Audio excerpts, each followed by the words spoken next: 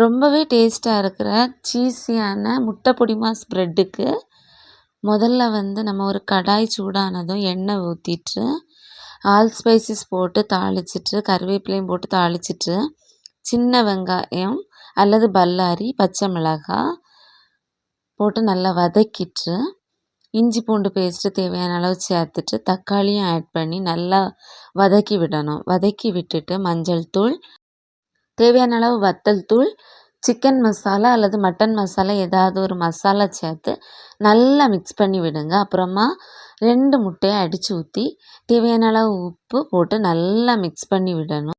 அப்புறமா மூடி போட்டு வேக விட்டு நல்லா கிளறி விட்டால் எக் பொடி மாஸ் ரெடி. இதை ரெடி பண்ணி வச்சுட்டு சீஸையும் துருவி வச்சுக்கணும்.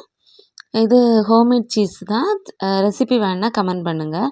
சூடான தோசைக்கல்லில் நெய் அல்லது ஆயில் விட்டுட்டு 2 ப்ரெட்டை டோஸ்ட் பண்ணி எடுத்து அதில் எக் பொடி மாஸும் சீஸும் போட்டு நல்லா மறைச்சி போட்டு வேக வச்சு எடுத்தால் நல்லா கிறிஸ்பியான சீஸியான எக் பொடி மாஸ் ப்ரெட்டு ரெடி.